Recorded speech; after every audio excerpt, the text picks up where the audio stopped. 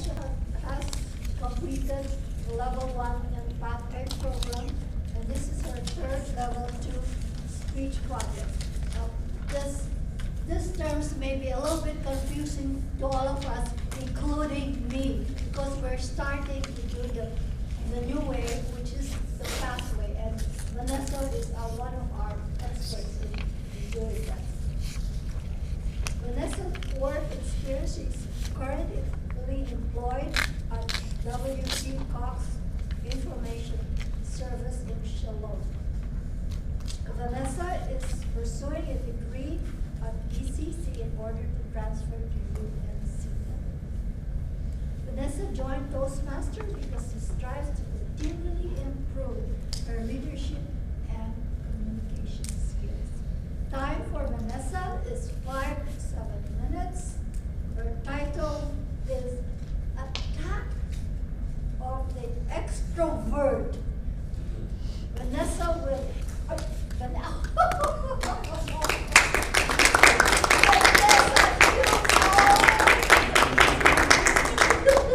This is not the Miss America contest.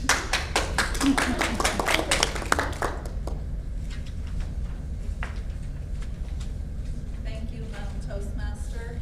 Good evening, fellow Toastmasters and distinguished guests. Attack of the Extrovert, my mentor and me. When I joined Toastmasters, I did it with sweaty palms and an overactive fight or flight response set to flight. Every table topic session, I wanted to run out of the room screaming. I didn't do it, but I have a public speaking, or I had a public speaking phobia.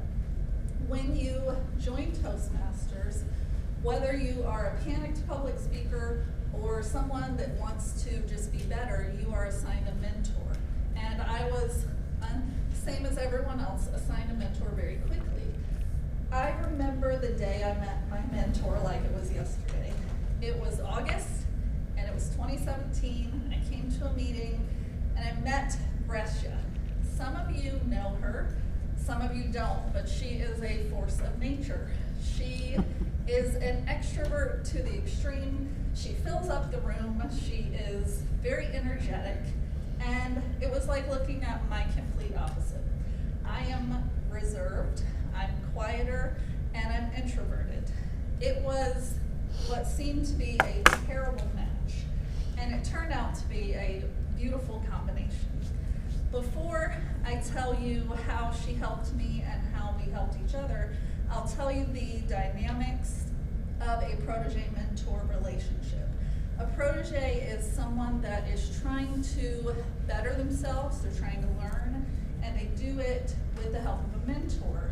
And mentors guide proteges. They don't tell them how to do things, but they guide them in the right direction to reach their goals. My mentor did just that. Something in Pathways that you learn is that mentoring and coaching are not the same thing. And I didn't know that. I thought it's the same thing. But coaching is short term. So coaching, you are helped by a coach to reach a short term goal that is something where they tell you how to do it. They tell you how, when, where, and you accomplish your goal. Mentoring is the long game. You are doing something that takes a longer amount of time. So your mentor is guiding you. They don't tell you how to do things. They help you to learn how on your own, but with guidance. So short term is coaching, long term is mentoring. That is something that I found out through Pathways. When you are assigned a mentor and you're new, you're in Pathways, you are mentored through level 1, the complete level. So that equates to 4 speeches, 1 evaluator role. That's a long term. It could take some people 3 months to do that, or it could take a year. It depends because it's self-paced. And one thing about a mentor-protege relationship is the protege has to be somewhat self-motivated. It is not up to the mentor to assign you tasks. You do have to jump, and you have to leap ahead and assign yourself tasks and sign up for speeches. That is something I was very hesitant to do, but my very extroverted mentor mentor said, what are your goals? And my goals are the same as most new members. It was to be a better public speaker, to not run out of the room screaming, to give a speech without freaking out, and that's usually new members want to be better communicators, clearer communicators. So that was definitely my goal, and my mentor proved her reliability by staying in contact with me. She was really good about that. She wanted to make me comfortable, so she invited me to go to coffee, or she said, I'll come to your house, or you can come to my house.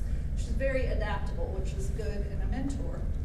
And we did all those things, became fast friends. Surprisingly, introverts are sometimes adopted by extroverts. We don't always think we'll see eye to eye, but we actually just click pretty well. And so we would go to her house and I would rehearse my speeches, and it really did help me. But she said, if your goal is to be better at speaking, you need to give one speech a month.